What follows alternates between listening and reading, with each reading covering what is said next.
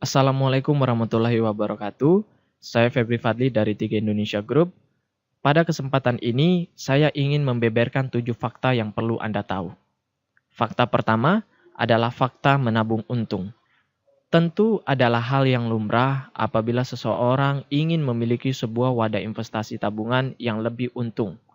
Di sisi lain, selain untung, juga syariah harus jadi pertimbangan utama kita. Faktanya, tabungan sebagian besar orang selama ini jauh dari kata untung dan syariah. Karena sebagian besar orang menaruh seluruh simpanan tabungan mereka, entah itu di bank, deposito, celengan ayam, atau bahkan masih ada yang menyimpan di bawah bantal. Yang seperti kita ketahui, bunga yang mereka terapkan adalah bunga yang ditetapkan di awal, sebagaimana hukum riba bahwasanya tidak boleh menetapkan bunga di awal. Pertanyaan saya, apakah ada jenis tabungan yang lebih untung dan lebih syariah? Memperkenalkan sebuah wadah investasi tabungan yang aman dan menguntungkan. Aman karena perusahaan berdiri sejak 1975, memiliki kantor cabang hampir di seluruh Indonesia, dan telah diawasi pemerintah melalui Otoritas Jasa Keuangan atau OJK. Syariah karena menggunakan konsep bagi hasil dan tidak menetapkan bunga di depan. Menguntungkan karena pembagian hasil dalam tanda kutip bunga yang dibagikan rata-rata dalam 7 tahun terakhir di angka 14-20% per tahun. Jauh di atas bunga deposito, jauh di atas inflasi. Iya, yang saya, Anda, dan kita semua cari sudah ada di depan mata kita. Memiliki investasi tabungan yang aman, menguntungkan, dan tidak menetapkan bunga di depan, sebagaimana yang umat muslim anjurkan. Mari kita dengar pengakuan para ahli konsultan keuangan mengenai wadah investasi tabungan CR Unit Link atau reksadana. Investment. Tahun kelima mungkin baru akan kelihatan pertumbuhannya. Biasanya sih 5 tahun juga minimum. Kita sarankan 10 tahun bahkan lebih untuk unit link. Oh, untuk lebih gitu ya. Dan Iya. ini biasanya memang di atas inflasi dan di atas bunga bank. Ya? Di atas inflasi dan atas bunga. Saya jadi senyumnya lebih sumringah karena ternyata reksadana itu ratusan ribu juga bisa dapat. Bener nggak sih Mas? Itu sebenarnya gimana sih? Bener banget. Jadi reksadana itu adalah sebuah produk keuangan yang memang didesain untuk orang awam dan untuk investor yang pemula. Karena investor-investor yang ratusan ribu jutaan rupiah sudah bisa masuk. Sudah bisa masuk. Jadi begini cara kerjanya. Investor dengan modal 1 juta, 5 juta, 500 ribu, dananya terkumpul sangat besar di sini sehingga pengelola reksadana kemudian bisa beli saham, bisa beli obligasi, bisa beli deposito, yang ini semua tentu optimal karena banyak yang dibeli ya nggak, karena dananya besar sekali. Nah nanti kalau sahamnya naik tentu dana di sini makin besar, obligasinya memberikan keuntungan, dananya makin besar. Nah, nanti dibagikan lagi kepada para investor ini. Jadi mirip dengan kita patungan. Nah kemudian kita sama-sama patungan ini ngumpulin uang, kemudian dikelola oleh seorang yang ahli di pengelolanya untuk diinvestasikan lagi ke tempat-tempat yang butuh modal besar. Oh. Karena kalau saham kan 10 juta udah bisa sih sekarang beli saham, tapi kalau mau optimal Anda perlu ratusan juta. Obligasi perlu setengah miliar.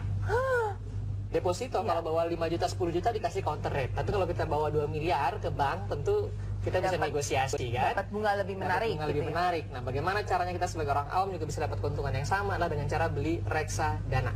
Oh, nah keuntungan investasi di reksadana itu apa saja? Ada 3 keuntungan kalau kita mau investasi di reksadana. Pertama, modal kecil. Tadi saya sampaikan, kita tidak perlu ratusan juta, tidak perlu miliaran untuk bisa punya saham, obligasi, dan berbagai macam deposito secara sekaligus. Kita cuma perlu ratusan ribu sampai jutaan rupiah, beli reksadana, dan reksadana ini kemudian akan investkan secara kolektif di produk-produk keuangan yang tadi. Nah, ini penting sekali karena kadang-kadang banyak juga yang mengatakan bahwa saya tuh nggak ngerti saham, nanti naik turun, saya masih melototin nggak gitu usah, karena keuntungan nomor 2 investasi reksadana adalah dana tadi yang besar tadi dikelola secara profesional oleh tim ahli yang namanya manajer investasi. Biar mereka yang melototin angka-angkanya gitu ya. Mereka yang nentuin saham apa yang dibeli, mereka yang menentukan obligasi apa yang dibeli, karena mereka memang ahli dan kita nanti akan terima laporan saja setiap bulan. Oke, Gitu caranya. kadang-kadang merasa bahwa awam saya nggak ngerti saham kapan naik, kapan turun, nanti takut rugi,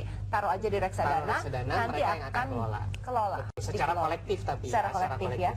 Dan yang ketiga keuntungannya adalah diversifikasi risiko. Ingat kita selalu diajarkan dari awal kan, kalau mau invest jangan di satu tempat karena menjaga risiko. Kalau yang ini bangkrut, yang rugi, yang masih ada yang lain yang naik. Jangan cuma semua di saham. Kita harus punya saham juga, obligasi juga, emas juga, dan lain-lain. Kata nenek saya nggak gitu, katanya jangan taruh telur di satu keranjang. Sama aja ya. Taruh telur di satu keranjang itu sama aja. Nah, kalau di reksadana, kita ketika beli saham, ratusan saham yang dibeli. Kita beli obligasi, puluhan obligasi yang dibeli. Kita taruh di bank, beberapa bank kita taruh uangnya. Nah, sehingga dengan reksadana, risikonya bisa lebih kecil. Kita nggak mungkin punya ratusan ribu terus taruh uangnya di berbagai macam bank ya. Mungkin, tapi dengan reksadana dikolektifkan dulu baru kita bisa beli. Nah, inilah keuntungannya kita beli reksadana. Sekarang Anda mulai tertarik ingin memiliki reksadana. Nah, kalau misalnya emas, setiap orang disarankan harus memiliki investasi emas. Kalau reksadana? Ini rahasia. Apa itu? Tapi saya kasih tahu. Semua perencana keuangan menyarankan kepada semua kliennya untuk selalu punya reksadana. Berapa persen dari jumlah? Itu tergantung perhitungan kita, berapa persen dari aset kan tergantung tujuan keuangan. Tapi ini adalah produk keuangan yang disarankan oleh semua perencana keuangan karena ini produk keuangan yang paling mudah, paling murah, dan paling optimal untuk investasi. Waduh, kalau gitu ini rahasia. Rahasia ya cuma kita aja yang tahu. Welcome back, sudah jelas. Menabung di CAR lebih untung secara jangka panjang dan dianjurkan bahkan diwajibkan oleh para pakar keuangan.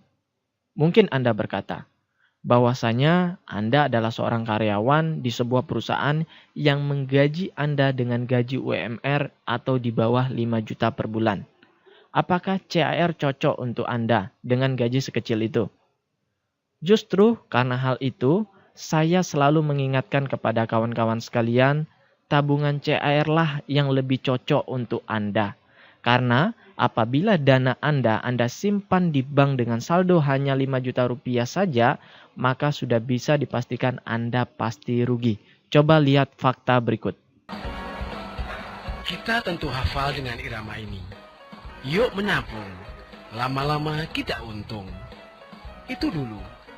Kini jika kita menabung dengan dana tidak terlalu besar, bisa dipastikan kita malah buntung. Karena uang kita akan terus berkurang. Ibu Mariana memang tidak bisa berbuat banyak mengetahui tabungan makin berkurang. Namun kadang tidak punya pilihan lain karena takut jika disimpan di rumah. Biasanya lebih gede potongannya ya. Kalau disimpan di rumah tuh ya gimana ya. Hati-hati saja kalau ditabung kan nggak mungkin diutak-atik gitu. Perbankan memang menerapkan bunga rendah untuk tabungan. Dengan tabungan 5 juta, 1 tahun tidak pernah bertambah, nasabah mendapat bunga 100.000 per tahun. Dipotong pajak 20%, pendapatan nasabah tinggal 80.000. Dengan biaya administrasi setahun mencapai 120.000, dana nasabah justru berkurang 40.000. Mengeluarkan biaya untuk operasional ATM, untuk operasional bank dan sebagainya. Itu yang diperhitungkan dalam biaya administrasi untuk pengelolaan rekening tersebut. Itu kan dikelola dengan menggunakan komputer, IT dan sebagainya. Itu yang dasar perhitungannya.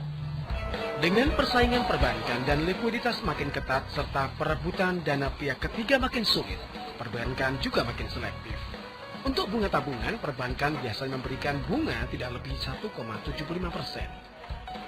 Jika demikian, pencanangan ayo ke bank yang pernah digagas pemerintah sepertinya memang bukan untuk nasabah kecil. Vivi Waloyo dan Rudi Utomo melaporkan dari Jakarta. Ya, yang ingin saya katakan, tabungan ini justru dianjurkan untuk mereka yang punya tabungan atau income UMR. Karena apabila Anda menaruh uang Anda di bank konvensional pada umumnya, maka Anda sudah bisa dipastikan akan mengalami kerugian, dalam tanda kutip tabungan Anda tidak bertambah karena bunga, justru berkurang karena potongan atau biaya. Pertanyaan saya sekarang, berapa persen dari income Anda yang Anda tabung rutin setiap bulannya? 10%, 20%, 30%, atau lebih?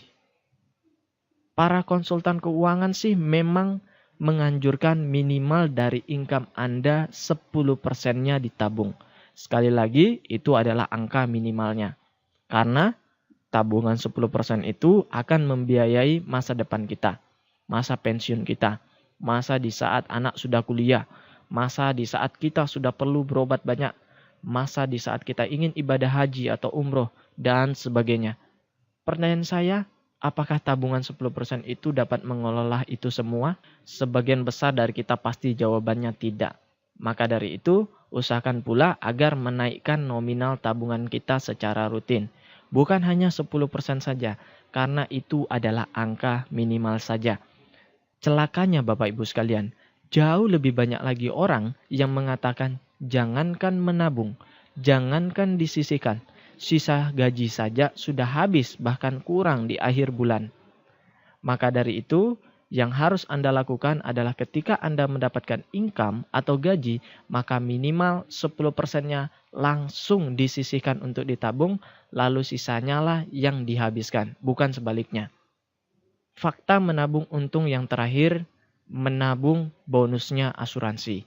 Seperti yang umumnya kita ketahui Bapak Ibu sekalian, bahwasanya CAR adalah perusahaan asuransi. Sehingga kita bisa dapat tambahan fitur yakni proteksi. Apa saja yang kita dapatkan? Hanyalah proteksi jiwa yang nilainya sangat kecil, yakni 21 juta rupiah, tanpa ada kesehatan, tanpa ada rawat inap, dan sebagainya. Seperti yang ada di asuransi lain yang biasanya memberikan uang pertanggungan ratusan juta rupiah, ada rawat inap, dan sebagainya. Tapi tahukah Anda bahwa fitur asuransi tersebut ada biayanya? Sehingga akan memotong tabungan Anda setiap bulannya.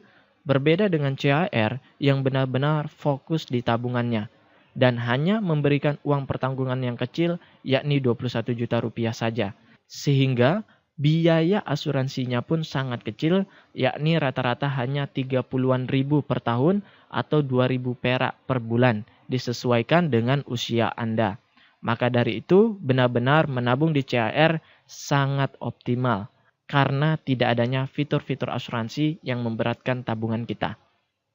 Ya, bukan asuransi dapatnya tabungan, tapi tabungan dapatnya asuransi. Sekali lagi, tabungan bonusnya asuransi. Cerdas bukan? Dan benar-benar cocok untuk Anda yang mau menabung. Sebelum menutup video ini, ada satu cerita inspiratif mengapa sebegitu pentingnya menabung. Sebut saja ada seorang pemuda bernama Ali. Ali adalah seorang tukang ojek yang rata-rata mendapatkan penghasilan harian Rp80.000. Karena Ali tidak memiliki motor, maka Ali harus membayar Rp20.000 per hari untuk menyewa motor, Rp20.000 untuk membeli bensin, dan Rp30.000 untuk biaya sehari-harinya. Singkat kata, Ali memiliki Rp10.000 keuntungan bersih yang Ali sisihkan untuk ditabung. Dan Ali sisihkan selama 3 bulan, untuk bisa DP motor dan akhirnya Ali bisa melakukan hal itu. 3 bulan kemudian, Ali memiliki sebuah sepeda motor yang digunakannya untuk ngojek. Karena tidak perlu membayar sewa motor harian lagi, maka lebih banyak uang yang Ali bisa tabung untuk DP motor kedua. Ali melakukannya hingga 2 bulan, Ali bisa membeli motor kedua dan menyewakannya Rp20.000 per hari kepada orang lain. Dan terus-menerus, Ali memiliki motor ketiga dan disewakannya kepada orang lain lagi dan Ali mendapatkan Rp20.000 per hari dari penyewa motor tersebut. Terus menerus sampai Ali memiliki 20 motor. Sampai akhirnya Ali sadar untuk tidak ngojek lagi, tetapi semua motor yang Ali miliki disewakan kepada orang lain dan Ali mendapatkan Rp20.000 per hari dari satu motor. Anda bisa bayangkan betapa cerdasnya Ali. Kesimpulannya, menabung bukan hanya untuk orang kaya. Menabung adalah sebuah strategi untuk hidup yang lebih baik di masa mendatang. Mari mengamankan rupiah kita dengan menabung cerdas bersama CAR. Saya Febri Fadli, mari menabung.